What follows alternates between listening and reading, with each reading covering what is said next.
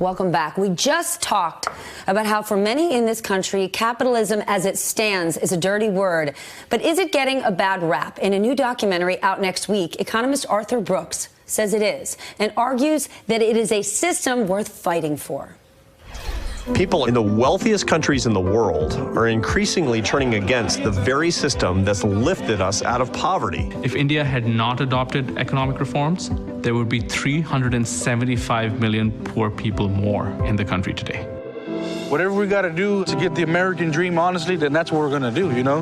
The American dream is always predicated on you work hard, you get the right grades, you go to the right schools, and a lot of time it doesn't work that way.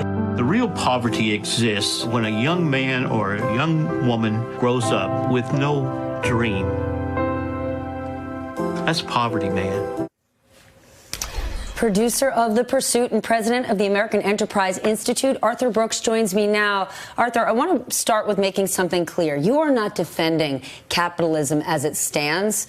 You are saying this is a system, the spirit of the system works. Maybe it needs to be updated and improved. But what I loved, you traveled across the world. Right. Mumbai, a small town in Kentucky. You went to a Himalayan Buddhist monastery.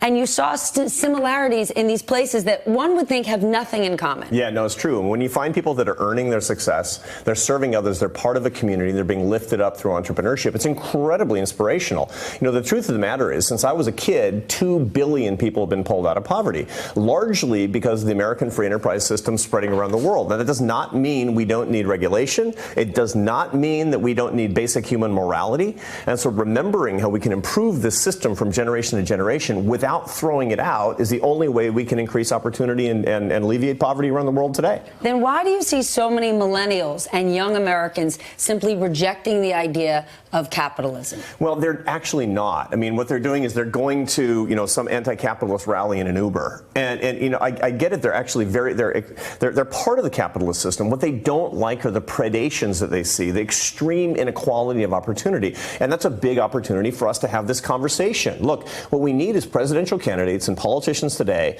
that are not saying throw out capitalism, we need socialism. We need to balance the ideas of an economy where we have a great safety net that's really reliable and have people argue about how big it should be and what it should do. And the only way you can pay for it is with a free enterprise system that lifts people up and gives them opportunity. The only way. Then the answer is somewhere in the middle. Earlier, we were speaking about Democratic candidates who are railing against Wall Street. Right. We have to remind our audience, it's not just Democrats. When President Trump was running in 2016, he was railing against Wall Street, against Hillary Clinton and the Goldman Sachs speeches. He was then elected and then flanked himself with Goldman partners.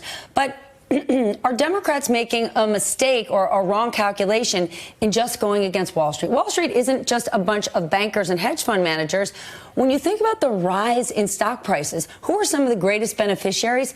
Pension plans. Yeah, people want to retire. Pension plans. Who are those people? Right. Hardworking nurses, you know, the man on the street, they're benefiting. Absolutely. So when we go after Wall Street, do we understand who that is? We don't, and it's just a boogeyman. It's just an easy thing to do. And look, the right and the left, they do that because we're so polarized, we're so locked down. And one of the things I'm trying to do in this movie is to relax some of these things. You know, in point of fact, it's a complicated situation in our economy. All of us could be better. All of us should love our neighbors and even love our enemies. That's the secret to coming together.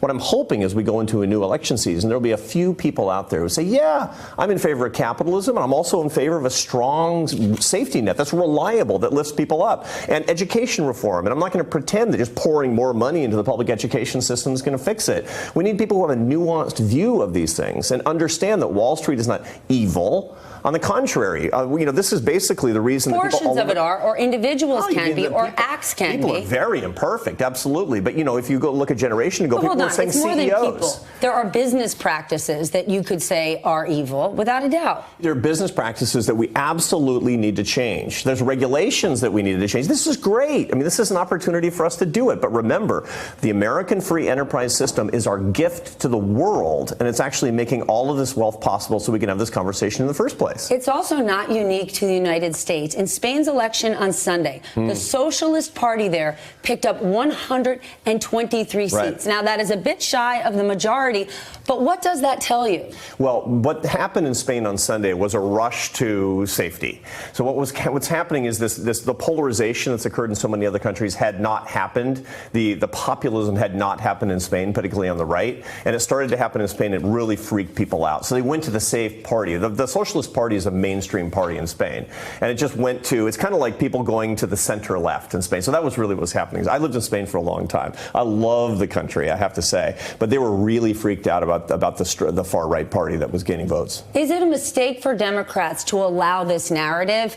You're going to be a capitalist or a socialist? Huge mistake, actually, for the Democratic candidates to go in this direction. Why?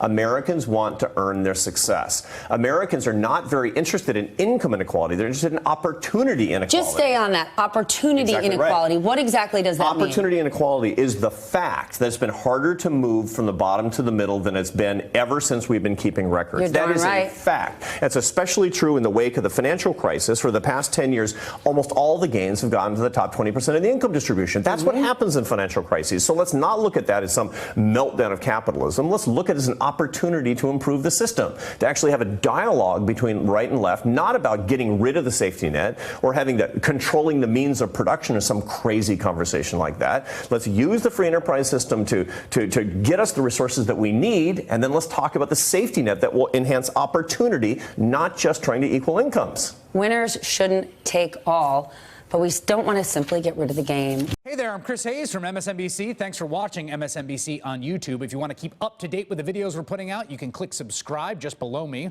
or click over on this list to see lots of other great videos.